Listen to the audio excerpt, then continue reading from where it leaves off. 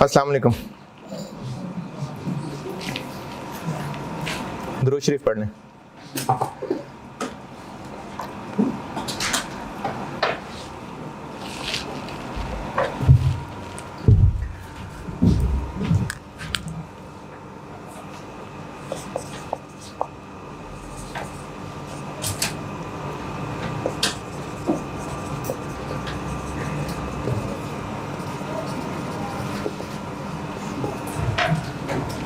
IS 36 impairment of assets।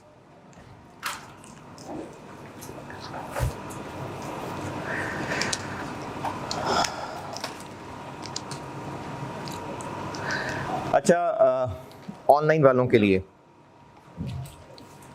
आपने ना जब अपना LMS लगाएंगे आप, तो उसमें मतलब एक सेक्शन हेडिंग होगी, मैंने उसमें IS 36 लिखा होगा, उसके नीचे लेक्चर 3, 4, 5, 6 ये चल रहा होगा।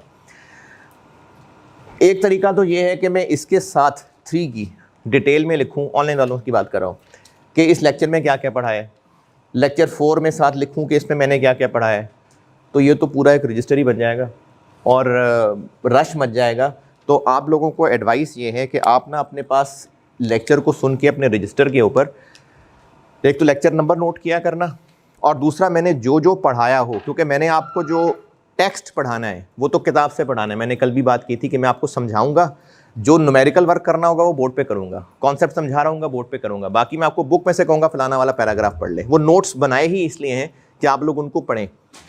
तो वो ना फिर आप ये किया करना कि अपने रजिस्टर में नोट करना लेक्चर नंबर, और साथ वो बुलेट पॉइंट्स या पेज नंबर लिखते जाना कि मैं उस लेक्चर में क्या क्या पढ़ा रहा था, ताकि आप कल को जब वो रिवाइज़ करना चाहें तो आपको पता तो हो कि कौन सी वीडियो लगा के देखनी है। तो ये आप लोगों ने खुद अपने पास ट्रैक रखना है इसका। मैं सिर्फ इतना करूँगा कि चैप्टर हेडिंग दूंगा और उसमें जो लेक्चर आ रहे होंगे वो मैं उस लिस्ट के अंदर रखे होंगे। उसके बाद अगली हेडिंग IFRS 5 की दूंगा, फिर लेक्चर 7, 8, 9 इसके अंदर चल रहे होंगे। ठीक है, मैं इस तरह से मैनेज करूँगा। आपने अपने रजिस्टर पर ट्रैक रखना है इसका कि लेक्चर 3 में मैंने क्या क्या पेज नंबर पढ़ाए थे, क्या क्या हेडिंग्स पढ़ाई थी, ताकि आप कल को रिवीजन करते हुए जिस लेक्चर को खोलना चाहें फिर आप उसको देख सकें। और आप लोग भी आपके पास तो वीडियोस की एक्सेस नहीं, आप तो मुझे लाइव ही देख रहे हैं, लेकिन फिर भी ना कुछ ज़रूर नोट करते रहना, कुछ ना कुछ, उससे ज़रा जागते भी रहते हैं। IS 36। अच्छा, मैंने माइक नहीं लगाया हुआ, मेरी आवाज़ आपको आ रही है क्लियर?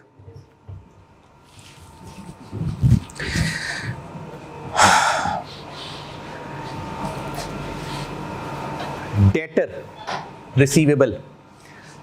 अच्छा, आप में से कैफ में ये किसने नहीं पढ़ा हुआ?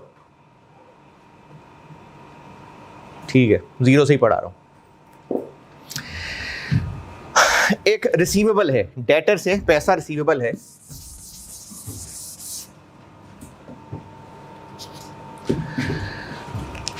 एक डेटर से पैसा रिसीवेबल है 50,000। ये SOFP में स्टेटमेंट ऑफ फाइनेंशियल पोजीशन में एक एसेट शो हो रहा होगा। क्या एसेट क्यों है? ये डेटर एसेट क्यों है? क्योंकि हमें इससे 50,000 रिसीव हो रहे हैं। अच्छा, बैलेंस शीट बनाते हुए ना तकरीबन सारे स्टैंडर्ड्स का तकरीबन एक ऑब्जेक्टिव ये है कि एसेट्स बढ़ा चढ़ा के शोखे होके ना बताएं और लायबिलिटीज छुपा के नहीं रखनी। ये एक सबके स्टैंडर्ड्स के पीछे ना एक मेन कॉन्सेप्ट छुपा हुआ है। एसेट्स को बढ़ा चढ़ा के नहीं बताना, औकात से ज्यादा नहीं बढ़ाना। ये एसेट क्यों है? क्योंकि पैसे मिलने हैं। 50,000 का एसेट शो करने का मतलब है कि हम दुनिया वालों को बता रहे हैं कि 50,000 मिलने हैं। अच्छा, अगर हमें यकीन हो जाए, चलो शक भी हो जाए कि इसमें से 10,000 नहीं मिलना, तो बचपन की अकाउंटिंग है, क्या करते हैं? प्रोविजन बना लें, या कंफर्म हो गया है तो राइट ऑफ कर लें। मकसद क्या है कि वो अमाउंट शो हो जो हमें लगता है कि मिल जाएगी।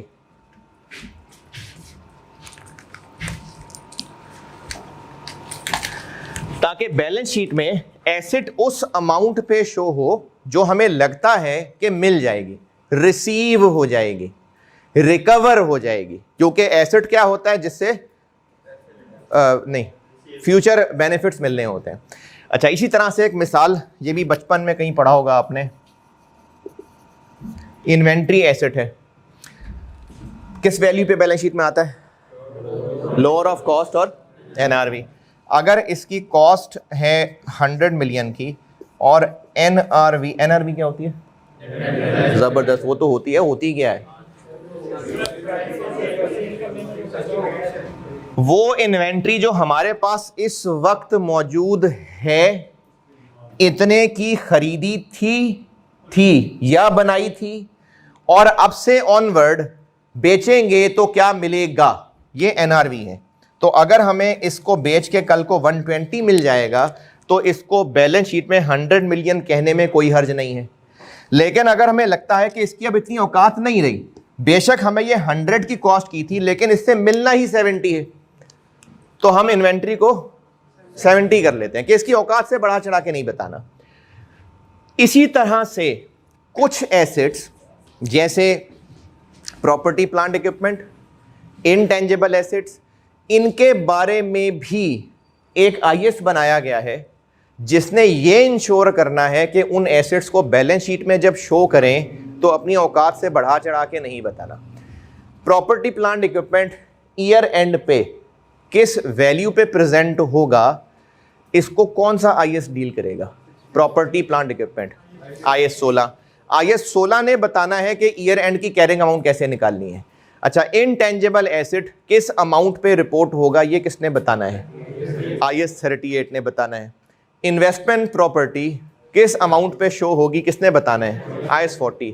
तो सारे स्टैंडर्ड्स अपने अपने रेलेवेंट एसेट्स की कैरिंग अमाउंट निकालना बता रहे होते हैं। आईएस 36 इसलिए बनाया गया है कि उन एसेट्स को बैलेंस शीट में शो करते हुए बस तसल्ली कर लें कि औकात से ज़्यादा तो नहीं है। तो ये मेनली अप्लाई होता है, मेनली। वैसे तो आईएएस में यह बताया जाता है कि किस पे अप्लाई नहीं होता, मैं इसको ऐसे बता रहा हूं कि ये मेनली किस पे अप्लाई होता है, ताकि आप सवालों को करते हुए इसको ध्यान में रख रहे हो। ये पीपी पे अप्लाई होता है, प्रॉपर्टी प्लांट इक्विपमेंट। ये इनटेंजिबल एसेट्स पे अप्लाई होता है। अच्छा, मैं कंप्लीट लिस्ट नहीं लिख रहा, इसके अलावा भी होंगे, लेकिन मैं मेन, ताकि आपको जब कॉन्सेप्ट बताऊं तो जहन में कोई पिक्चर बने ना कि किसकी बात हो रही है।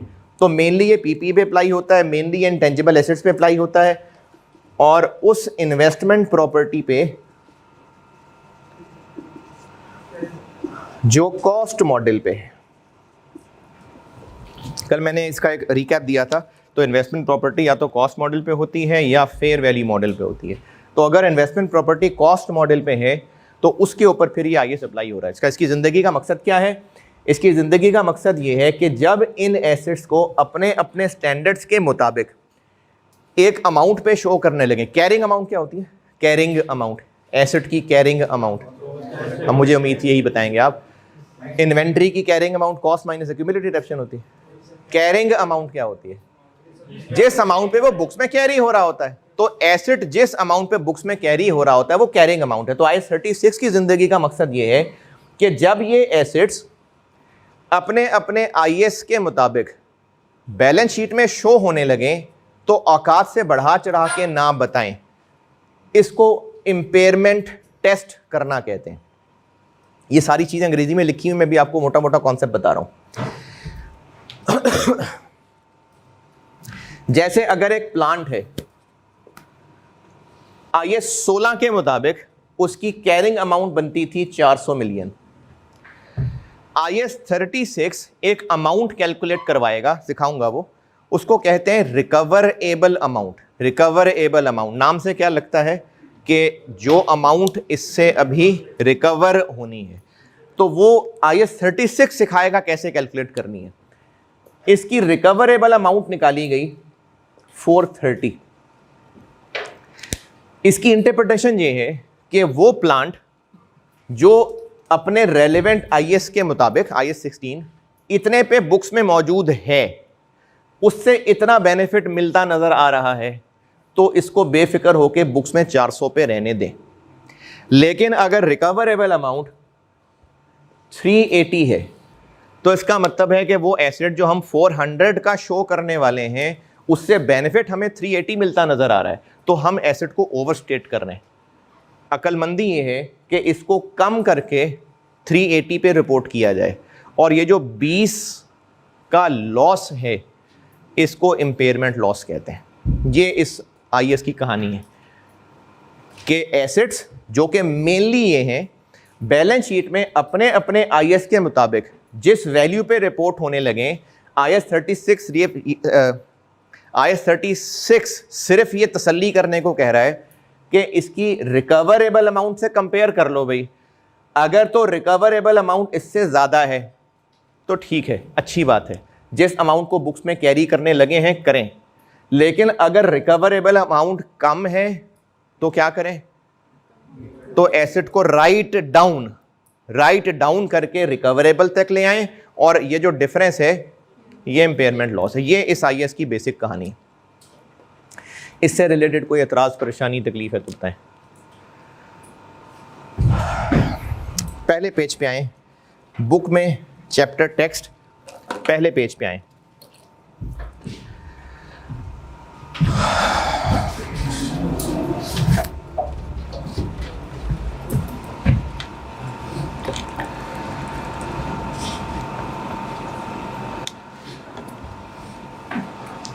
हाँ जी, चैप्टर टेक्स्ट वाली फाइल में, और बुक आप लोगों के पास है तो चैप्टर 1 है तो 1.1.1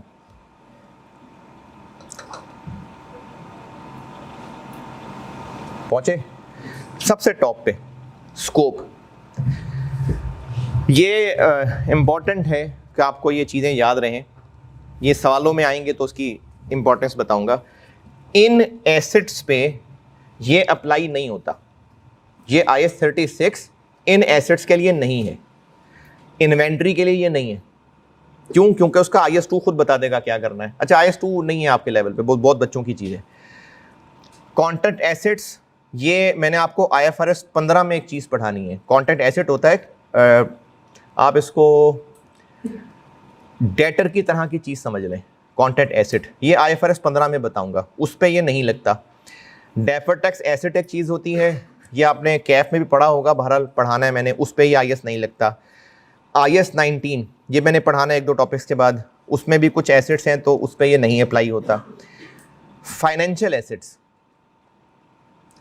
यानी किसी को लोन दिया हुआ है, इन्वेस्टमेंट्स की हुई हैं, उन पे ये आईएस नहीं लगता। हाँ, इन्वेस्टमेंट इन एसोसिएट पे लगेगा, कंसोलिडेशन में बताऊंगा वो क्या होता है। इन्वेस्टमेंट प्रॉपर्टी पे नहीं लगता, तो मैंने तो कहा लगता है। अगर इन्वेस्टमेंट प्रॉपर्टी कॉस्ट मॉडल पे है तो लगेगा, फेयर वैल्यू मॉडल पे है तो नहीं लगेगा। बायोलॉजिकल एसेट्स ये भी कैफ लेवल पे ये है, बस बहुत है, इस पे भी आईएस नहीं लगता। इंश्योरेंस कॉन्ट्रैक्ट्स होते हैं, और आईएफआरएस 5 इसके बाद मैंने पढ़ाना है, उस पे भी ये आईएस एज सच नहीं लगता। तो ये आपने नाम याद भी रखने हैं, सवालों में ये चीज़ काम आएगी कि किस पे इम्पेयरमेंट लॉस वाला आईएस लगाना है, किस पे नहीं लगाना है। तो मेनली ये रह जाते हैं, यानी जब हम लोग ये आईएस पढ़ रहे होंगे तो मेनली हम इसकी बात करेंगे। मैं आपको मिसालें, कभी इंटेंजिबल एसेट की मिसाल दे रहा हूँ, कभी किसी प्लांट की, कभी किसी बिल्डिंग की मिसाल दे रहा हूँ।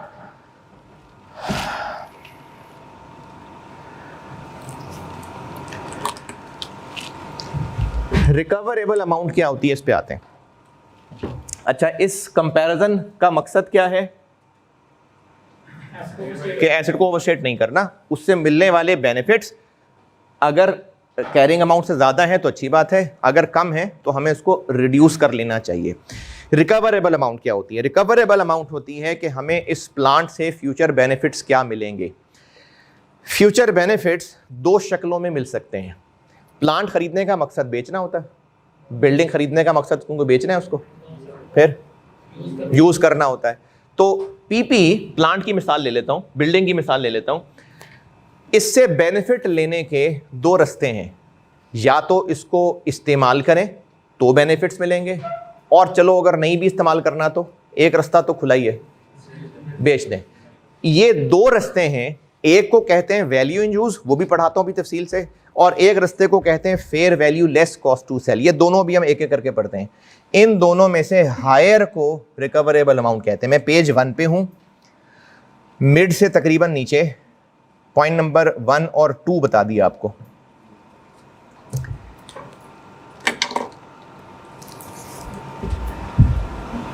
अच्छा, जो जो पॉइंट कहूँ ना पढ़ने को, बेटा पढ़ना भी है, क्योंकि आपको जो ये सारे नोट्स बना के दिए, मैंने कल भी बात की थी कि या तो आप इन नोट्स को पढ़ें और पूरे आईएएस को पढ़ें ताकि पेपर में आप आईएएस लेके जाएं तो काम आए, उसका टाइम नहीं है। तो फिर अगर आईएएस साथ लेके नहीं जाना तो ये चीज़ें याद भी करनी है आपने। तो इसलिए जो जो पॉइंट कहा करूँ वो फिर पढ़ा भी कीजिए, ताकि कोई बात ना समझ आए तो पूछें। मैंने आपको पेज 1 पे तकरीबन मिड से नीचे ये जो आइडेंटिफाइंग एन एसेट लिखा हुआ है, इसका पॉइंट 1 और पॉइंट 2 बता दिया, पॉइंट 3 भी बता दिया।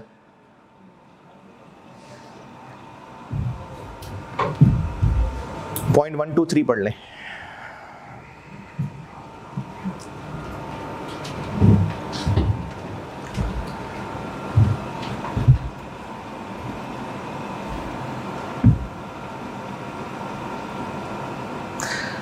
पॉइंट नंबर 2 में एक टर्म है कैश जनरेटिंग यूनिट, ये पढ़ाना है अभी।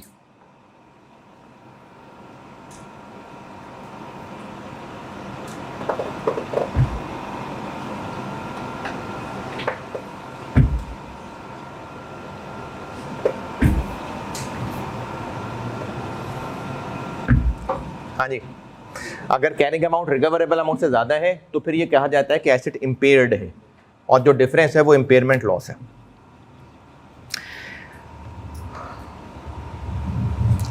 पॉइंट 4 भी पढ़ लें, एक बेकार सा पॉइंट है, पढ़ लें।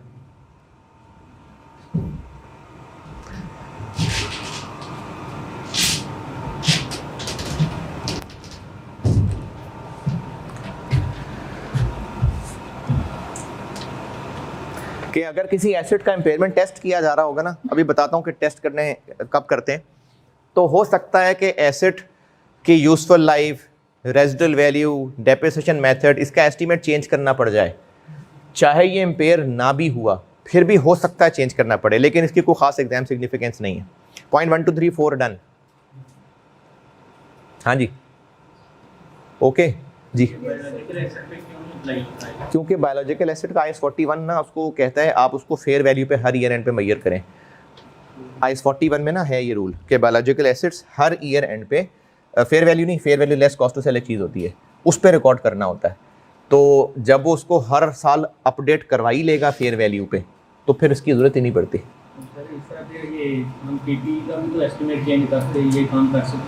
एस्टीमेट चेंज करके डेप्रिसिएशन का रेट बढ़ा, उसका वैल्यू से क्या ताल्लुक है? वो वैल्यू ऑटोमेटिकली डिक्रीज हो जाएगी। कैसे हो जाएगी डिक्रीज? डेप्रिसिएशन ज़्यादा चार्ज करना स्टार्ट करना। अच्छा, किससे डिक्रीज हो जाएगी? मतलब किससे कंपेयर करके कहना डिक्रीज हो जाएगी? वैल्यू है ना, हाँ, आपने कहा था 400 आ रही है तो वो 380 पे लेके आ रही है। हाँ, तो इस तरह भी हो सकता है कि हम डेप्रिसिएशन रेट ज़्यादा कर दें। क्यों कर दें? किससे कम हो जाएगी? किससे कम हो जाएगी? नेट बुक वैल्यू ऑटोमेटिकली कम हो जाएगी। अरे किससे कम हो जाएगी? जो बुक वैल्यू एसेट की है। मेरे पास जेब में 1500 रुपए हैं, कम है, किससे कम है? 1800 से कम है, 10,000 से कम है, 20,000 से कम है, किससे कम है? किसी से कंपेयर ही करना है ना। तो आप कह रहे हैं कैरिंग अमाउंट कम हो जाएगी, किससे कम हो जाएगी? लास्ट ईयर से नहीं, वो तो कम होनी ही है। जब एसेट डेप्रिशिएट होता जा रहा है तो कैरिंग अमाउंट तो कम हो ही रही है, वो तो डेप्रिशिएट होने की वजह से कम हो रही है। रिकवरेबल अमाउंट है कि हम उससे कितने फ्यूचर बेनिफिट्स ले सकते हैं। अभी रिकवरेबल अमाउंट की बताता हूँ ना कैलकुलेशन। कैरिंग अमाउंट तो बस डेप्रिसिएशन होते जाना है, कॉस्ट क्या थी, डेप्रिशिएट डेप्रिशिएट डेप्रिशिएट, वो तो वैसे डेप्रिशिएट होके कम हो रहा है। IAS 36 कह रहा है कि आप उसकी रिकवरेबल अमाउंट निकाल के कंपेयर करें। तो रिकवरेबल अमाउंट है एक चीज़ जिसमें फ्यूचर बेनिफिट्स देखने होते हैं। जिन IAS को इससे हटा दिया ना, वो IAS होते हैं मोस्टली जिनमें वैसे ही वो IAS उनको फेयर वैल्यू पे अपडेट करने का कह रहा होता है, तो वो उसी के अंदर कवर हो जाता है फ़ायदा नुकसान, इसलिए यहाँ पर लाने की ज़रूरत नहीं होती। जैसे इन्वेस्टमेंट प्रॉपर्टी मैंने यहाँ पर कौन सी लिखी है, फेयर वैल्यू मॉडल, वो IAS 40 ही उसको औकात पे अपडेट करता रहेगा। ये IAS क्यों बना है? ताकि एसेट को औकात से ना बढ़ाएं। IAS 40 इन्वेस्टमेंट प्रॉपर्टी को खुद ही औकात पे लाने के लिए काफ़ी है, ज़रूरत ही नहीं IAS 36 की।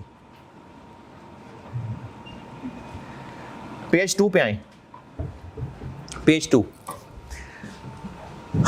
2 के टॉप पे पहले समझ लें, इन एसेट्स की इंपेयरमेंट टेस्टिंग करने से क्या मुराद है? कि इंपेयरमेंट टेस्ट करना है, किसी भी एसेट का इंपेयरमेंट टेस्ट करने से क्या मुराद है? कैरिंग अमाउंट को रिकवरेबल अमाउंट से कंपेयर करना। अच्छा, रिकवरेबल अमाउंट जो है ना वो कैलकुलेट करने में मेहनत चाहिए, टाइम चाहिए, कैलकुलेट करनी पड़ती है। जैसे इंसानों की मिसाल देता हूं, अगर आपने कोई भी ब्लड टेस्ट करवाना है किसी भी बीमारी का, कुछ भी, तो उस पर पैसे लगेंगे ना भाई। तो हर 15 मिनट बाद जाके टेस्ट कराते रहे हैं? नहीं। तो कुछ बीमारियों के टेस्ट डॉक्टर्स कब करवाने को कहेंगे? जब सिम्टम्स होंगी। अच्छा, एक एज ऐसी आएगी कि उसके बाद डॉक्टर कहेगा यार हर महीने कराई लिया करो तो बेहतर है। तो कुछ इंसानों को छोड़ के नॉर्मल इंसान सिम्टम्स होंगी तो टेस्ट कराने को कहेगा। तो पेज के टॉप पे देखें, दो कैटेगरीज बनी हुई हैं। लेफ्ट वाली साइड पे देखें, पेज 2 के टॉप पे 3 एसेट्स के नाम लिखे हुए हैं। गुडविल, वो इंटेंजिबल एसेट्स जो अभी बन रहे हैं, अभी अवेलेबल फॉर यूज नहीं है। तीसरा, वो इंटेंजिबल एसेट जिसकी लाइफ इनडेफिनिट है। ये लेफ्ट वाली साइड पे बात कर रहा हूं। 3 एसेट्स के नाम है गुडविल, वो इंटेंजिबल एसेट जो अभी बन रहा है यानी not yet available for use, और वो इंटेंजिबल एसेट जिसकी लाइफ इनडेफिनिट है। इन तीनों की हर साल करनी होती है इम्पेयरमेंट टेस्टिंग बिला नागा। इसके अलावा बाकी सब, इनकी सिम्टम्स होंगी तो करेंगे, नहीं तो रहने देंगे। राइट कॉलम, अपने नोट्स में राइट कॉलम। बाकी सब एसेट्स हर साल के एंड पे सिम्टम्स जरूर चेक कर लेंगे कि हैं कि नहीं। अगर सिम्टम्स नहीं है तो सब अच्छा है, लेकिन अगर सिम्टम्स हैं तो इंपेयरमेंट टेस्ट करेंगे। तो लेफ्ट वाले 3 एसेट्स के लिए इंपेयरमेंट टेस्ट कब करना है? हर साल। और राइट वाले यानी इनमें से सारे सिवाय उन 3 के हर साल सिम्टम्स जरूर चेक करेंगे, और अगर सिम्टम्स हुई तो इंपेयरमेंट टेस्ट करेंगे। क्या मतलब इंपेयरमेंट टेस्ट करेंगे? Carrying amount, recoverable amount compare करेंगे। और अगर सिम्टम्स नहीं है तो बस फिर इंपेयरमेंट टेस्ट की जरूरत नहीं है। अब ये वर्ड सिम्टम जो ढूंढ रहा है, सिम्टम का वर्ड नहीं लिखा हुआ, वर्ड लिखा हुआ है इंडिकेशन का। सिम्टम तो मैं बीमारी के हिसाब से कह रहा था, इंडिकेशंस। तो साल के एंड पे चेक किया जाएगा कि इंडिकेशंस हैं या नहीं हैं। अगर नहीं है तो बस खत्म बात, अगर हैं तो फिर इंपेयरमेंट टेस्टिंग होगी। जागे जागे, हाँ जी।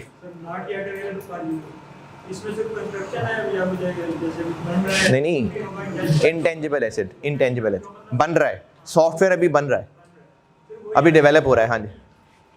उसके अलावा कुछ क्या? Not yet available for use का मतलब है अभी यूज के काबिल नहीं हुआ। नॉट इन यूज नहीं, not yet available for use. अभी बन रहा है, अभी फार्मूला है, डिजाइन हो रहा है, सॉफ्टवेयर है अभी डिजाइन हो रहा है, वेबसाइट है अभी डिजाइन हो रही है, तो वो है not yet available for use. तो इंपेयरमेंट टेस्टिंग उन 3 के अलावा बाकियों की कब करनी है? जब सिम्टम्स या इंडिकेशन हो। चलें और आगे चलते हैं। इंडिकेशंस क्या हैं? इंडिकेशंस की 2 कैटेगरीज हैं, उसी में आगे बढ़ रहा हूं मैं। एक एक्सटर्नल है और एक इंटरनल है। एक्सटर्नल बताता हूं पहले। जागे जागे जागे, एक्सटर्नल बताता हूं पहले। एक्सटर्नल इंडिकेशंस और इंटरनल इंडिकेशंस का फर्क बताता हूं पहले, फिर सारी आइटम्स एक एक करके बताता हूं।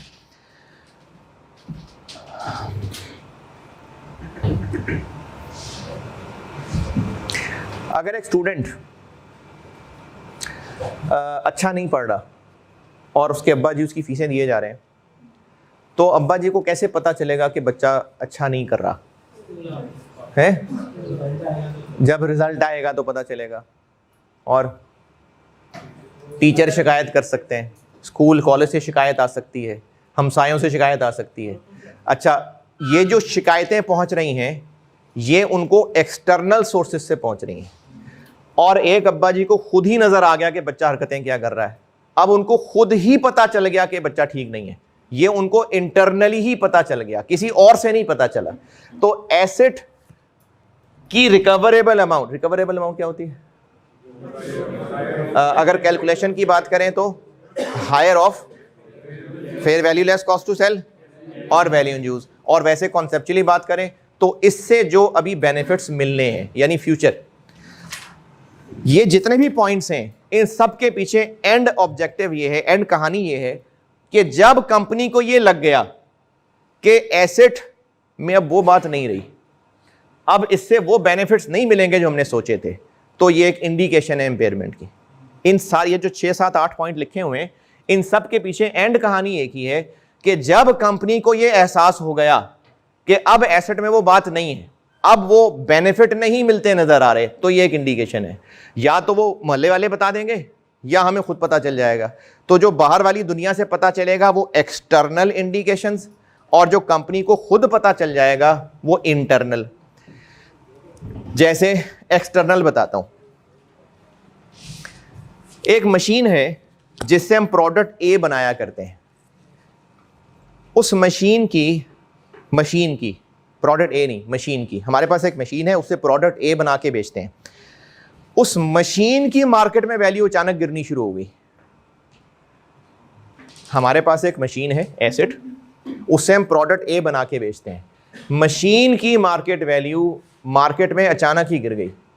अच्छा, वैसे तो जैसे जैसे पुराना होता जाता वैल्यू गिरनी ही थी, लेकिन अचानक ही ज़्यादा गिर गई।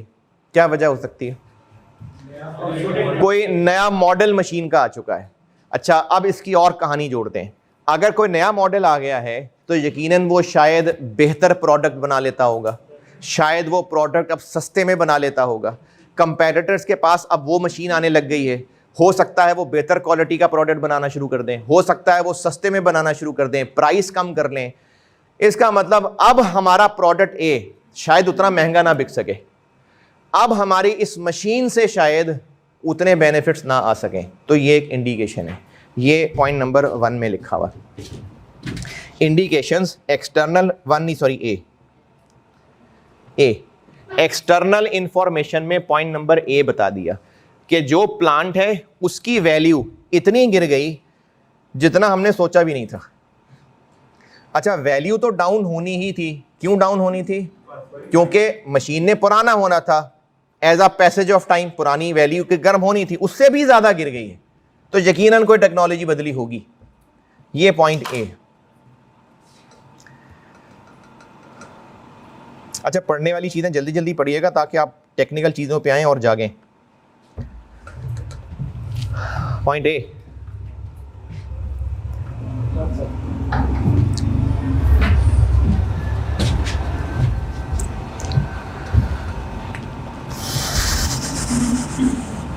Point A done. अच्छा जी, हमारे पास एक मशीन है और उस मशीन कि अब नई टेक्नोलॉजी, नए वर्जन आ चुके हुए हैं, सेम जो मैंने पहले बात की थी, टेक्नोलॉजी बदल गई। तो ये इंडिकेशन हुई कि अब हमें इस मशीन से शायद उतने अच्छे बेनिफिट्स ना मिल सकें क्योंकि बेहतर टेक्नोलॉजी वाले एसेट्स अवेलेबल हैं। तो ये भी एक इंडिकेशन है। फिर मार्केट में 10 कंपेटिटर और आ गए हैं, तो अब हम शायद उतनी सेल्स ना कर सकें, अब हमारी मशीनरी शायद उतनी प्रोडक्शन ना करें, शायद हमें उतने बेनिफिट्स ना मिले। मार्केट में चेंजेस आ गई, गवर्नमेंट में चेंजेस आ गई, अब गवर्नमेंट की पॉलिसीज चेंज हो गई, अब शायद हम उस तरह बिजनेस ना कर सकें। मुल्क के हालात बदल गए, डॉलर का रेट बढ़ गया, अब हम शायद उतनी अच्छी सेल्स ना कर सकें। तो मार्केट के हालात बदल जाएं, इकोनॉमी के हालात बदल जाएं, टेक्नोलॉजी के हालात बदल जाएं, किसी भी तरह कुछ हालात बदलें और उससे एडवर्स इफेक्ट पड़े, एडवर्स, तो ये भी एक इंडिकेशन है। एडवर्स पड़े, अच्छा भी पड़ सकता है, हो सकता है हमारी एक्सपोर्ट्स होती तो डॉलर बढ़ रहा है तो बुरा असर पड़े, ये पॉइंट बी है। नहीं, पॉइंट 1 के अंदर ना एसेट की वैल्यू गिर रही थी, वो तो मैंने उसकी एक पहचान बताई थी कि शायद टेक्नोलॉजी बदल गई हो। ये सारी इंडिकेशंस आपको एक जैसी इसलिए लगेंगी क्योंकि एंड कहानी सबके पीछे एक ही है कि अब वो बेनिफिट्स नहीं मिलेंगे। वो आगे आएगा, पॉइंट बी, मार्केट में चेंज हो जाए, टेक्नोलॉजी में चेंज हो जाए, लॉ में चेंज आ जाए और उससे बुरे असरात पड़े, तो ये इंडिकेशन है। पॉइंट नंबर सी, ये अभी नहीं, ये जब वैल्यू इन यूज पढ़ा दूंगा तो उससे रिलेटेड है। पॉइंट नंबर डी समझ लें,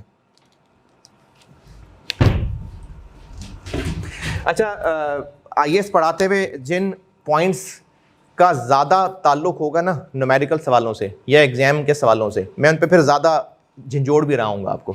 अभी मोस्टली बस नॉलेज के लिए चल रही है बात। एक कंपनी है, हम कंपनी ए हैं, इस कंपनी का जो इशूड शेयर कैपिटल है वो है 50 मिलियन शेयर्स। हम एक कंपनी है, हमारा issued share capital 50 million shares है। इसकी मार्केट प्राइस यानी मार्केट में जो शेयर ट्रेड हो रहा है वो 40 रुपए पे हो रहा है। मल्टीप्लाई करिए,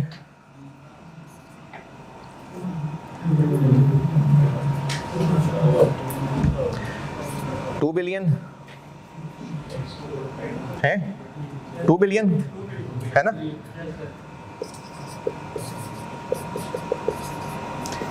इसको कहते हैं market capitalisation. Market capitalisation, number of shares issued capital into market price. आसान अल्फाज में, अगर इस कंपनी के सारे शेयर्स अभी के अभी किसी को बेच दिए जाते तो टोटल कितने के बिकते। इसको मार्केट कैपिटलाइजेशन कहते हैं। मार्केट कैपिटलाइजेशन एक टर्म इस्तेमाल होती है, तो मार्केट कैपिटलाइजेशन कहते हैं total number of shares into उस वक्त मार्केट में प्राइस क्या चल रही है, इसको मार्केट कैपिटलाइजेशन कहते हैं। अगर अभी के अभी कोई इस कंपनी का 100% ओनर बनना चाहे तो कितने रुपए दे के वो शेयर खरीद लेगा, 2 बिलियन। SOFP में एसेट्स, इक्विटी, इक्विटी मतलब सारी equity, capital, premium, surplus, retained earning, सब।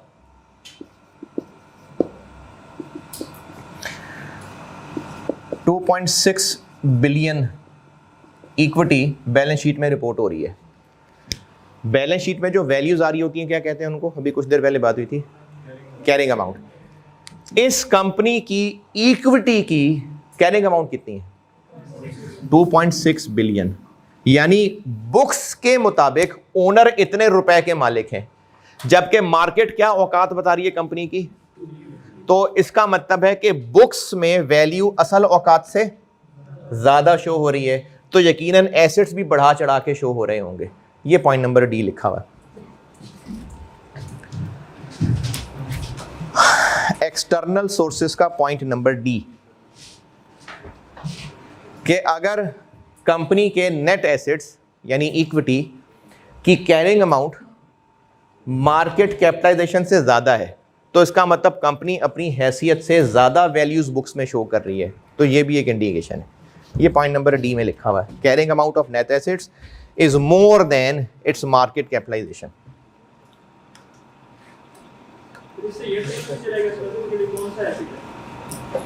इंडिकेशन है ना, वो फिर कंपनी फिर ध्यान करेगी। देखो ये एक इंडिकेशन मिली, अब इससे कम से कम अलर्ट हो गया कि है कोई मसला। अब जब इन्वेस्टिगेशन करेंगे तो पता लग ही जाएगा कौन से एसेट्स हैं। अच्छा, ये indications exam point of view से इस तरह से इंपॉर्टेंट हो सकती हैं कि आपको ना सिर्फ न्यूमेरिकल सवाल नहीं टेस्ट होते पेपर में, डिस्कशन के सवाल भी टेस्ट होते हैं। तो हो सकता है कहानियाँ सुनाई हो जिनमें एक प्लांट मशीनरी की तबाही बर्बादी की कहानी बताई हो, तो उसमें आपको इस तरह की 2-4 इंडिकेशन दी हो, तो अब जब उसका आंसर कर रहे होंगे, आंसर भी अंग्रेजी में कर रहे होंगे, तो उसमें फिर आपको जिक्र करना पड़ सकता है इन चीज़ों का। इसलिए इतनी भी फारिग नहीं है ये चीज़ें। पॉइंट ABCD डन, C नहीं डन, लेकिन वो बस हो गया। वो न्यूमेरिकल जब वैल्यू यूज पढ़ाऊंगा ना उससे रिलेटेड है। External information okay. इंटरनल, अब्बा जी को अपनी हरकतें बच्चे की सामने ही नजर आ रही हैं कि बच्चा सही नहीं पढ़ाई कर रहा, तो ये उनको खुद ही पता चल गया। ये इंटरनल सोर्स ऑफ इंफॉर्मेशन है। तो पॉइंट नंबर ई, कंपनी को खुद ही नजर आ गया कि एसेट डैमेज हो गया है, तो अब नहीं रही वो बात एसेट में, अब नहीं देगा उतने बेनिफिट्स। तो फिजिकली डैमेज हो जाए तो ये भी एक इंडिकेशन है। आप जो पूछ रहे थे, फिजिकल डैमेज हो जाना, ये इंटरनल इंडिकेशन है।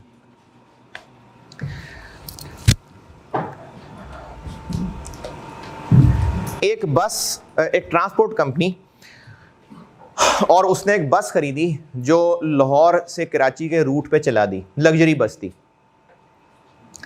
महंगी बस थी, रूट भी अच्छा था, पैसे भी अच्छे मिल जाते थे, अच्छा कमा रही थी बस। लेकिन कंपनी ने अब हालात ख़राब होने के बाद या कोई और अच्छी ट्रांसपोर्ट गवर्नमेंट की चलने के बाद कंपनी ने फैसला किया कि इस बस को लाहौर कराची से हटा के लाहौर साहिवाल लगा लेते हैं। अब लाहौर साहिवाल का उतना किराया नहीं आना, फिर उस बस की हालत भी ज़्यादा ख़राब हो जानी है। जब वो दूध उसमें आ जाएगा तो बस की हालत भी ख़राब हो जाएगी। अब एक तो टिकट भी सस्ता होगा, बस भी जल्दी फारिग हो जाएगी। तो कंपनी की मैनेजमेंट ने एक एसेट का यूज़ चेंज किया। पहले कराची लाहौर रूट था, अब लाहौर साहिवाल कर दिया। इस यूज़ के चेंज करने से एसेट के बेनिफिट्स पे बुरा असर पड़ा। तो ये भी एक इंडिकेशन है। ये पॉइंट नंबर एफ में लिखा हुआ कि अगर मैनेजमेंट एसेट का यूज़ चेंज कर दे और उससे फिर बुरा असर पड़े, सिग्निफिकेंट चेंजेस विद बुरा असर, किसमें? टू द एक्सटेंट या in the manner in which asset is used. तो एसेट को यूज़ करने के तरीके में चेंज कर दें और उससे बुरे रिजल्ट्स आएँ, तो ये इंडिकेशन है। और लास्ट पॉइंट नंबर जी, एसेट ख़रीदा था तो जिससे ख़रीदा था उसने बड़े बड़े दावे किए थे और हमने उस एसेट की लाइफ 20 साल एस्टीमेट करके डेप्रिशिएट करना शुरू कर दिया कि एसेट 20 साल चलेगा। 2-4 साल गुजरे, एसेट की औकात का अंदाज़ा हो गया। अब हमें लगता है कि 20 नहीं, ये तो 12 साल में ही बस हो जाएगा। तो एसेट की परफॉर्मेंस जो सोची थी उससे वर्स रही, ये भी एक इंडिकेशन है। ये पॉइंट नंबर जी है।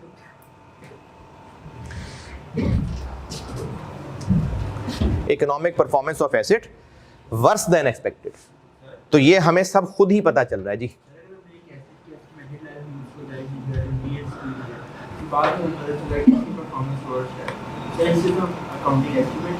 वो भी करेंगे, वो बात की बात, यानी अब तो वो आइंदा डेप्रिसिएशन के हिसाब से चेंज हो जाएगा ना, लेकिन फौरन उसकी इम्पेयरमेंट टेस्टिंग भी हो सकती है। ये बात की बात है। अच्छा, ऑनलाइन वालों के लिए मैं सवाल रिपीट कर दिया करूंगा, याद करा देना अगर मैं भूल जाऊं तो। सवाल ये पूछा है कि अगर एक एसेट की लाइफ का एस्टीमेट 20 साल से कम होकर 12 साल हो गया तो वो तो एस्टीमेट चेंज है। तो हाँ, एस्टीमेट चेंज तो है, डेप्रिसिएशन तो चेंज होगी अगले ईयर्स की, लेकिन इम्पेयरमेंट लॉस भी हो सकता है। ये इंडिकेशन है ना। अगर किसी को खांसी आ रही तो जरूरत थोड़ी कि कैंसर है, इंडिकेशन है ना। तो इसलिए इंडिकेशन है तो हमने इम्पेयरमेंट टेस्टिंग करनी है। इम्पेयरमेंट टेस्टिंग करेंगे तो पता चलेगा इम्पेयरमेंट लॉस है कि नहीं। और ये जो पॉइंट नंबर एच है, ये कंसोलिडेशन के बाद समझ आएगा। Indications done. अच्छा, अब नमाज पढ़ लें, उसके बाद फिर किसी हद तक न्यूमेरिकल चीज़ों पे आता हूँ। उसको पॉज कर दें, फिर नमाज करते हैं। चलिए, पेज 2 पे हूँ मैं।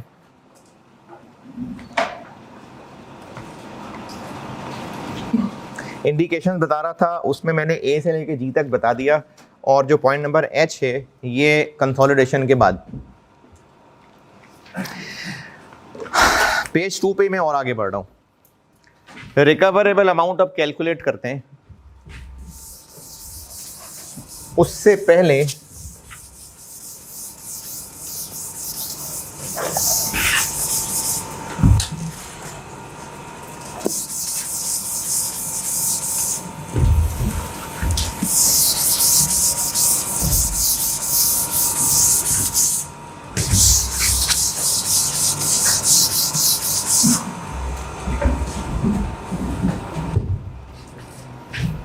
इससे को और बेहतर पीस ला यार।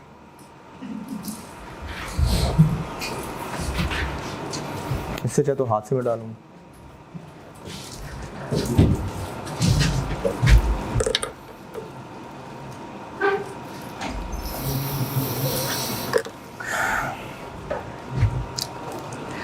एक प्लांट की कैरिंग अमाउंट है 500 मिलियन। रिकवरेबल अमाउंट है higher of fair value less cost to sell. ये मैंने नहीं समझाया भी क्या है, समझाता हूँ। और वैल्यू इन यूज़। अच्छा, वैल्यू इन यूज कैलकुलेट करना ना मेहनत का काम है, कोई इतना आसान काम नहीं है।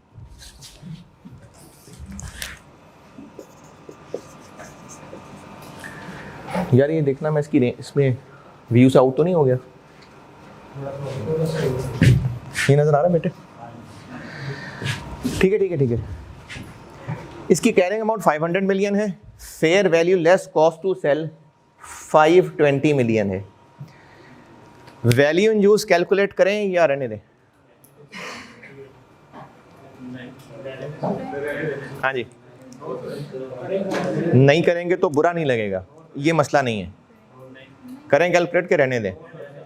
रहने दें, ज़रूरत नहीं है, क्योंकि अगर ये इससे कम हुई तो ये रिकवरेबल है, ये ज़्यादा है, और अगर ये 520 से ज़्यादा हुई तो चलो और ज़्यादा ही होगी। तो अगर ये दोनों कैलकुलेट कर रहे थे और इनमें से कोई एक कैलकुलेट हुई और वही कैरिंग अमाउंट से ज़्यादा है, तो दूसरा कैलकुलेट करने की ज़रूरत नहीं है। पेज 2 के एंड पे second last point, point number 1, ये पढ़ लें। Page 2 second last point, point 1।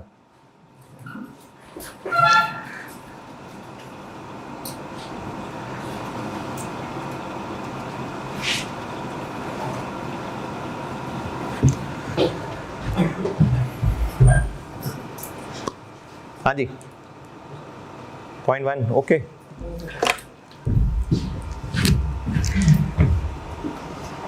Value in use इसकी 480 है और fair value less cost to sell नहीं पता चल पा रही, बड़ी कोशिश की, नहीं पता चल रही।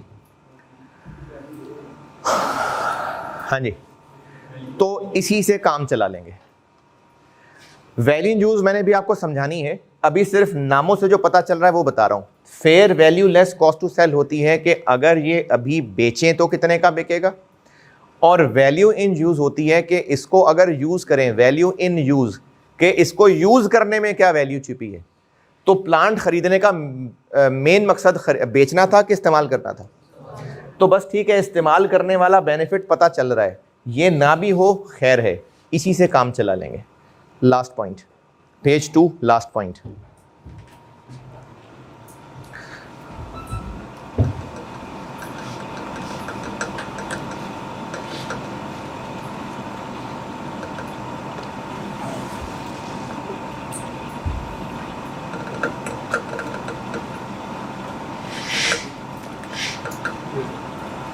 हाँ जी, पेज 2 लास्ट पॉइंट ओके।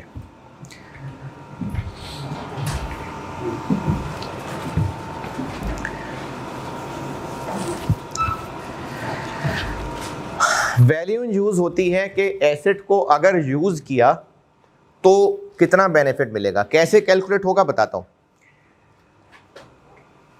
इसको मैं फिर रीफ्रेज करता हूं। वैल्यू इन यूज होती है कि एसेट को अगर यूज किया तो टोटल कितना बेनिफिट मिलेगा। इसमें वो भी शामिल है जो इसको इस्तेमाल करके, जैसे बस है, इस्तेमाल करेंगे तो क्या बेनिफिट मिलेगा। ट्रांसपोर्ट कंपनी है, बस रूट पे चलेगी, इस्तेमाल करेंगे तो क्या मिलेगा, किराया मिलेगा, और 10-20 साल जितनी भी लाइफ है तब तक किराया मिलेगा, और आखिरकार बेचेंगे तो वो भी पैसे मिलेंगे। तो वैल्यू यूज में वो भी शामिल होता है। इस्तेमाल करेंगे तो क्या मिलेगा, प्लस एंड पे बेचेंगे तो क्या मिलेगा, वो भी शामिल होता है। अगर एक एसेट बस कुछ अरसे में बेचने ही वाले हैं, अगर एक एसेट बस कुछ अरसे में बेचने ही वाले हैं, तो मोस्ट प्रोबेबली ये दोनों बराबर होंगी।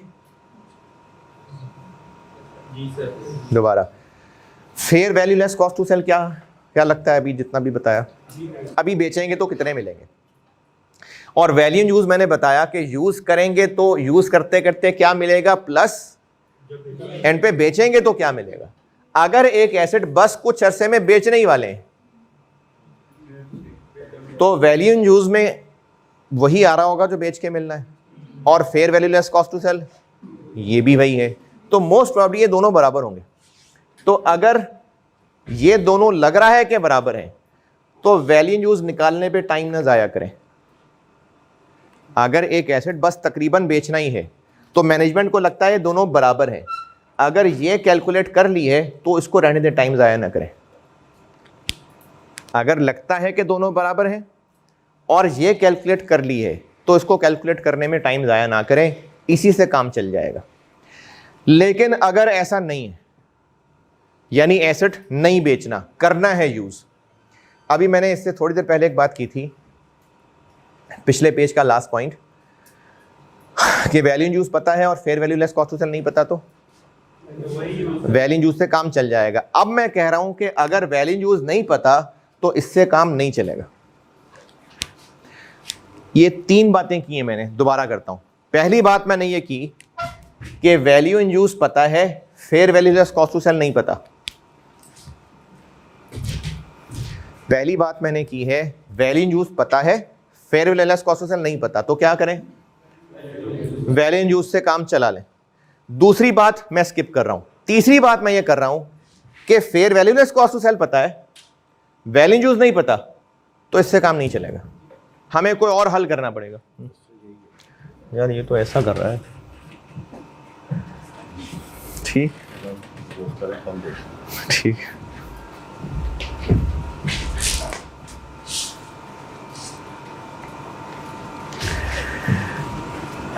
अच्छा, वो राब्ता मुनक़ता हो गया था, दोबारा बता दूं। 3 बातें मैं कर रहा हूं, ठीक है। पहली बात, वैल्यू इन यूज़ पता है, fair value less cost to sell नहीं पता चल रही, तो वैल्यू इन यूज़ से काम चल जाएगा। दूसरी बात स्किप। तीसरी बात, बल्कि मैं अगर नंबर बोलूं तो मैंने पहले पॉइंट 2 बोला है, पिछले पेज का पॉइंट 2, इसको मैं पहली बात कह रहा हूं। वैल्यू इन यूज़ पता है, ये नहीं पता, काम चल जाएगा। पॉइंट 3 स्किप करके चौथा पॉइंट बता रहा हूं। Fair value less cost to sell पता है, वैल्यू इन यूज़ नहीं पता, इससे काम नहीं चलेगा, क्योंकि ये ज़्यादा ज़रूरी था जानना। इससे काम नहीं चलेगा, इसके लिए एक और कॉन्सेप्ट बनाना पड़ेगा जिसको कैश जनरेटिंग यूनिट कहते हैं, जिस पे अगली क्लासों में कहीं बात होगी। पहली बात, वैल्यू इन यूज़ पता है, फेयर वैल्यू नहीं पता, वैल्यू इन यूज़ से काम चल जाएगा। तीसरी बात, वैल्यू इन यूज़ नहीं पता, fair value less cost to sell पता है, तो फिर काम नहीं चलेगा, फिर कैश जनरेटिंग यूनिट तक जाना पड़ेगा। हाँ, दूसरी बात, अगर तो लगता है दोनों बराबर हैं, फिर इससे भी काम चल जाएगा। ऊपर से क्या, वैल्यू इन यूज़ पता है, फेयर वैल्यू नहीं पता, चल जाएगा। वैल्यू इन यूज़ नहीं पता, फेयर वैल्यू पता है, काम नहीं चलेगा, कैश जनरेटिंग यूनिट तक जाना पड़ेगा। हाँ, अगर इन दोनों को लगता है कि बराबर ही हैं तो फिर काम चल जाएगा। ये मैंने आपको पॉइंट 3 और 4 बता दिया मिला जुला के। अगर ये टूटे फूटे भी समझ आ जाए तो काफ़ी है। पेज 3 के टॉप पे पॉइंट 3 और 4 मैंने मिला जुला के बताए हैं।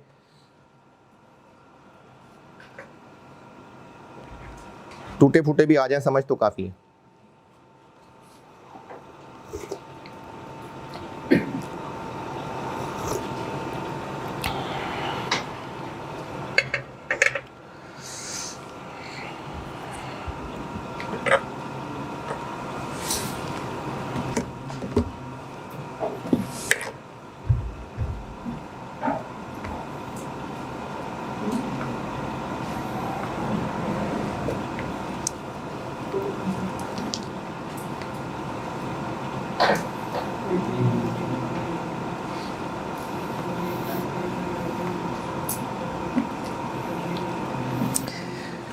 पॉइंट 3 में लिखा हुआ है कि अगर वैल्यू इन यूज़ लगता है कि फेयर वैल्यू से अंदर अंदर ही होगी या बराबर होगी, तो फिर फेयर वैल्यू से काम चल जाएगा। ये तब होगा जब एसेट बस हमने तकरीबन बेचना ही होगा। और पॉइंट 4 में लिखा हुआ है कि अगर वैल्यू इन यूज़ नहीं निकल सकती तो फिर हम कैश जनरेटिंग यूनिट तक जाएंगे और ढूंढ के लाएंगे वैल्यू इन यूज़। तो ये पॉइंट नंबर 3 और 4 में तकरीबन मिलती जुलती मिला जुला के मैंने ये बात बताई। जी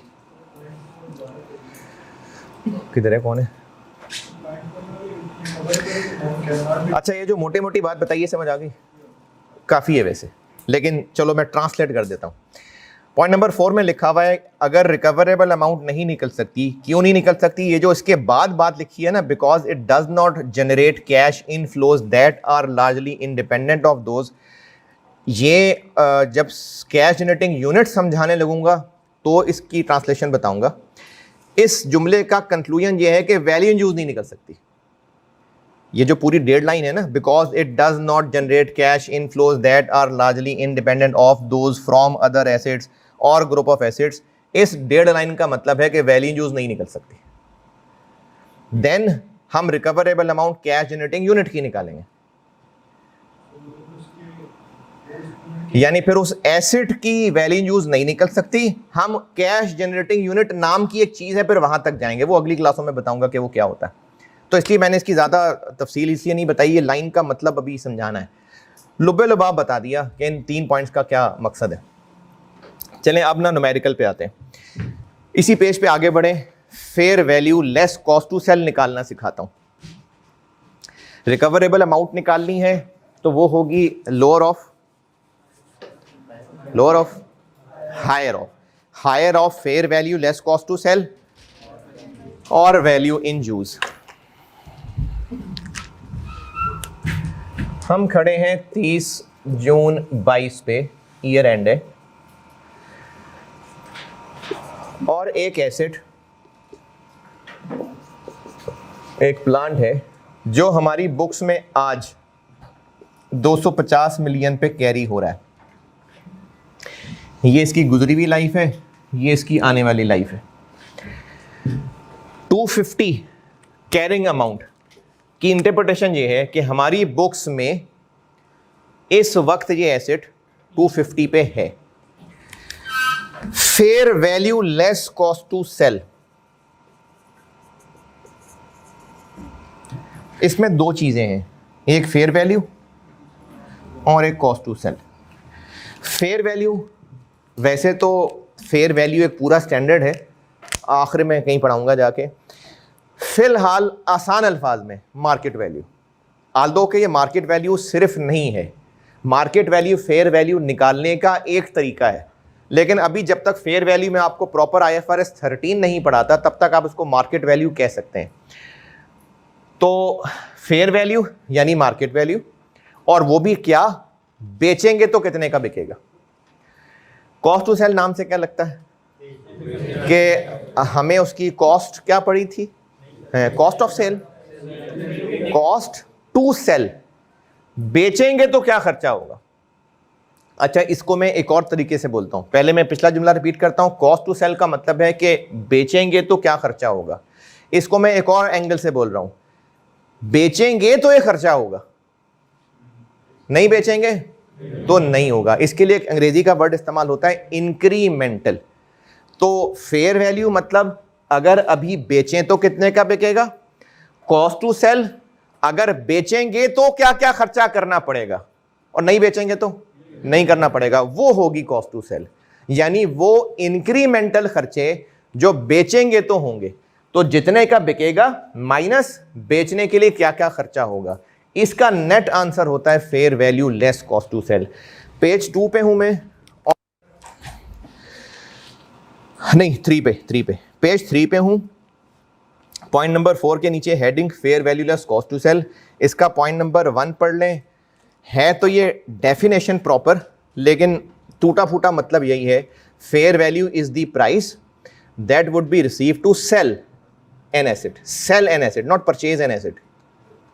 देखें, मार्केट रेट ना 2 तरह के होते हैं, मार्केट रेट 2 तरह के होते हैं कि अब अगर खरीदेंगे तो कितने का मिलेगा और बेचेंगे तो कितने का बिकेगा। तो हम बात कर रहे हैं बेचने वाले की, price that would be receive to sell, तो मार्केट वैल्यू यानी कितने का बेचेंगे।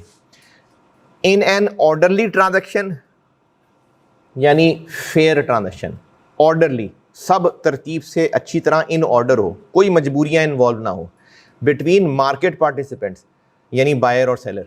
तो फेयर वैल्यू, ये तो खैर डेफिनेशन है, फेयर वैल्यू का मतलब अभी फिलहाल market value. Point number 2, cost of disposal are incremental cost directly attributable to the disposal of asset, यानी अगर एसेट बेचेंगे तो बेचने के लिए क्या क्या खर्चा करना पड़ेगा। कोई मिसाल, ट्रांसपोर्टेशन हो सकती है क्योंकि बेच के कस्टमर तक पहुंचाना होगा, हो सकता है कि किसी एजेंट के थ्रू बेचना पड़े तो कोई कमीशन हो सकती है। हो सकता है अखबार में इश्तिहार देना पड़े, तो अखबार में इश्तिहार देने का खर्चा हो सकता है। हो सकता है कि अगर बेचा तो लोकल गवर्नमेंट उस पर कोई ड्यूटी लगा दे, वो ड्यूटी खर्चा हो सकता है। एसी लगा हुआ है इस वक्त दीवार पे, बेचना है तो पहले इसको अनस्टॉल भी करना पड़ेगा, वो उखाड़ने का भी खर्चा होगा, नहीं बेचेंगे तो नहीं उखाड़ेंगे। ये सब खर्चे कहलाते हैं इंक्रीमेंटल कॉस्ट टू सेल। लेकिन इसमें कुछ खर्चे नहीं करने इंक्लूड, कर रहा होगा दिल लेकिन नहीं करने इंक्लूड। जैसे ये जो खर्चे करेंगे, हो सकता है हम ओवरड्राफ्ट से इन खर्चों को करें, ओवरड्राफ्ट, रनिंग फाइनेंस। तो ओवरड्राफ्ट का पैसा इस्तेमाल करने से इंटरेस्ट पड़ जाएगा, तो वो इंटरेस्ट इस प्लांट को बेचने का खर्चा है, लेकिन बेचेंगे तो पड़ेगा।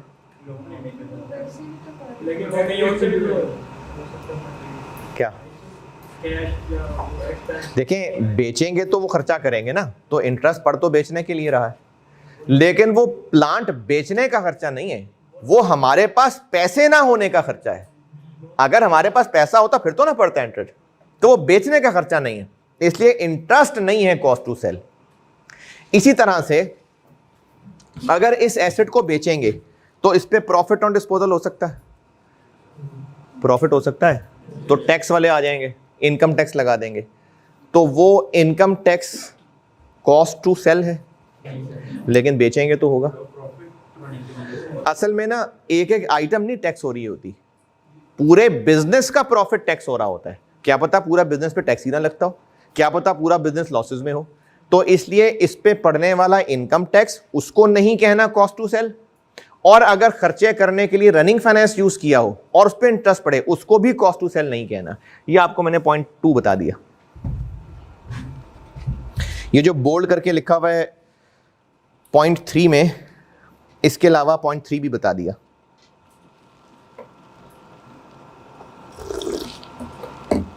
पॉइंट 2 और पॉइंट 3 दोनों पढ़ लें। पॉइंट 3 में जो मैंने बोल्ड करके लिखा हुआ है शुरू में, वो नहीं समझाया, बाकी पॉइंट 1, 2, 3 तीनों बता दिए, पढ़ लें।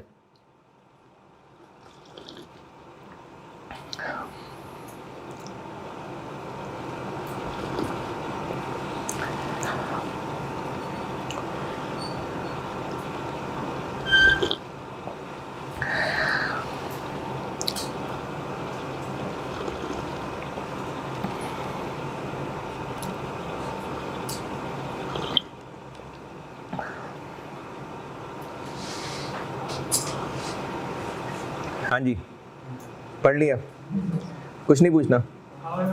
हाँ जी, अगर नहीं पूछना होता तो सब आपने नहीं पढ़ा। हाउएवर के बाद वाला पूछना चाहिए आपको। पॉइंट नंबर 3 में जो हाउएवर के बाद लिखा है, नहीं पूछना।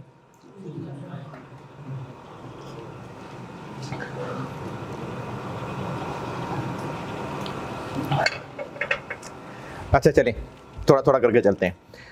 Point number 2, cost of disposal incremental cost हैं। इंक्रीमेंटल ओके, इंक्रीमेंटल वो सारे खर्चे जो एक्स्ट्रा हैं बेचने के लिए, सिवाय फाइनेंस कॉस्ट और income tax. Point number 3, cost of disposal fair value में से लेस होगी। Examples, legal cost, legal cost हमें हो सकता है कोई डॉक्यूमेंटेशन करनी पड़े, स्टैम्प ड्यूटी हो सकता है स्टैम्प पेपर इस्तेमाल करना पड़े, ट्रांजैक्शन टैक्सेस हो सकता है गवर्नमेंट कोई टैक्स लगा दे इनकम टैक्स के अलावा, इनकम टैक्स के अलावा। Cost of removing the asset, cost of removing the asset, ये प्लांट, ये मशीनरी उखाड़ने का खर्चा, और कोई और डायरेक्ट इंक्रीमेंटल खर्चा। हाउएवर प्लांट हमने अगर बेच दिया तो जो इस पे 200 मजदूर काम करते हैं उनको फारिग करना पड़ेगा फिर, और अगर उनको फारिग करना है तो को पैसे दे दिला के फारिग करना पड़ेगा। इसको कहते हैं टर्मिनेशन बेनिफिट्स। ये जो पैसे उनको देने पड़ेंगे, ये प्लांट बेचने का खर्चा है, लेकिन है तो प्लांट बेचने ही का नतीजा। हाँ, उसका नतीजा ज़रूर है, प्लांट बेचने का खर्चा नहीं है। इसी तरह से एसी उतार के बेच दिया, ये जो इधर जिस लकड़ पे खड़ा हूँ मैं, ये सब उतार के बेच दिया, तो वो जो अंदर से जगह ख़राब हो जाएगी, खुदाई हुई है, सुराख हुए में, उनको ठीक करना पड़ेगा, उनको बंद करके जो भी आगे पेंट शेंट करना है वो करना पड़ेगा, तो उस पर भी खर्चा आएगा। तो वो प्लांट ये एसी उतार के बेचेंगे तो वो खर्चा आएगा, नहीं बेचेंगे तो नहीं आएगा। तो फिर वो जो खड्डे हैं उनको दूर करने का खर्चा, वो उसके आफ्टर इफेक्ट्स जरूर है, बेचने का खर्चा नहीं है। ये लिखा हुआ है हाउएवर के बाद। नहीं, अवॉइड होना इसलिए ठीक नहीं है क्योंकि इस एसी को जब उतार के बेचेंगे तो पीछे जो इस पे खड्डे भरने हैं, जो पेंट कराना है, तो वो बेचेंगे तो होगा, नहीं बेचेंगे तो नहीं होगा, तो अवॉइड तो हो सकता है वो। तो इसलिए अवॉइड होना वाली बात ठीक नहीं है कि बेचेंगे तो खर्चा होगा, बेचने के लिए खर्चा है, cost to sell, after effects of sale नहीं, कॉस्ट टू सेल। तो वो खर्चा लेना है जो बेचने के लिए, नहीं खर्चा करेंगे तो बेच ही नहीं सकेंगे, वो है कॉस्ट टू सेल। तो हाउएवर के बाद ये लिखा हुआ है कि जो टर्मिनेशन बेनिफिट्स हैं, यानी जो मजदूरों को नौकरी से निकालेंगे, and cost associated with reducing और रीऑर्गेनाइजिंग अ बिजनेस, यानी बिजनेस को फिर सही हालत में लाने के लिए, कब? फॉलोइंग द डिस्पोजल, डिस्पोजल के बाद, तो वो खर्चा नहीं है शामिल। ये हाउएवर के बाद लिखा हुआ है। पढ़ नहीं रहे यार आप, तो दो के अलावा पूछा ही नहीं किसी ने, वहीं से सारे ला दिया, पढ़ लिया, देख लिया। जी मैंने ये बोल्ड वाला नहीं बताया अभी, ये बोल्ड बताता हूँ अभी। पॉइंट नंबर 3 में ना एक बोल्ड करके मैंने कुछ लिखा है, ये नहीं बताया अभी, ये बताता हूँ। यहां तक जितना बताया, fair value less cost to sell, okay. IAS 37, IAS 37, एक प्लांट इंस्टॉल हो गया और हमने गवर्नमेंट से वादा किया हुआ है, कॉन्ट्रैक्ट किया हुआ है कि इसको हम यहाँ से उखाड़ के भी जाएंगे, तो इसके लिए बनती है प्रोविजन फॉर डिसमेंटलिंग। इसके लिए रिकॉर्डिंग होती है प्लांट डेबिट और प्रोविजन फॉर डिसमेंटलिंग क्रेडिट। अगर ये एंट्री हो चुकी, यानी डिसमेंटलिंग का खर्चा करने की एक लायबिलिटी बन चुकी, डिसमेंटलिंग का खर्चा करना लायबिलिटी बन चुका,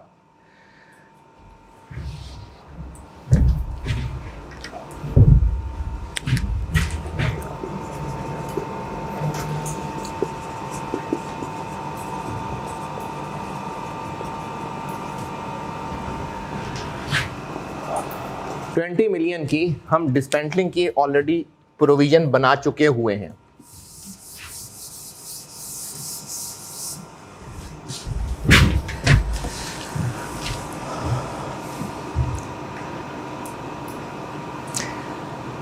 अगर हमने इस प्लांट को बेचना हुआ तो उसको उखाड़ना भी तो पड़ेगा, तो उसको जब उखाड़ेंगे तो वो कॉस्ट टू सेल, अभी पढ़ा है यार, कॉस्ट ऑफ रिमूविंग एसेट, तो वो कॉस्ट टू सेल है। अगर तो ऑलरेडी ये अकाउंटिंग हो चुकी है, फिर इसको कॉस्ट टू सेल में नहीं लेना। अगर इस डिसमेंटल करने की लायबिलिटी ऑलरेडी बना चुके हुए हैं, यानी ये अकाउंटिंग हो चुकी हुई है, तो फिर कॉस्ट टू सेल के अंदर ये एसेट उखाड़ने का खर्चा नहीं काउंट करना। अगर ये अकाउंटिंग नहीं हुई तो फिर कॉस्ट ऑफ रिमूविंग एसेट हाँ है कॉस्ट टू सेल, लेकिन अगर ये अकाउंटिंग हो चुकी है तो फिर नहीं है। ये उधर बोल्ड करके लाइन में लिखा हुआ। अगर ये सवाल में चीज टेस्ट हुई तो उसके लिए गाइडेंस मौजूद होगी, अगर नहीं हुई तो फिर आप अजम्पशन लेके चल सकते हैं। आप अजम्पशन नोट दे देंगे कि इसमें ऑलरेडी इंक्लूडेड है।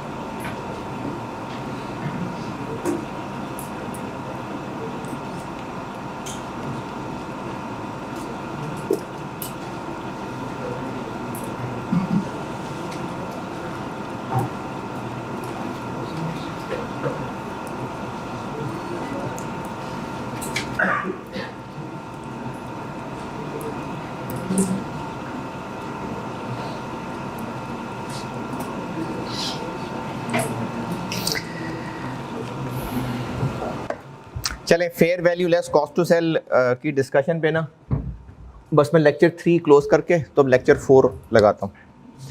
ठीक है, लेक्चर 3 यहाँ क्लोज करते हैं। अल्लाह हाफिज़।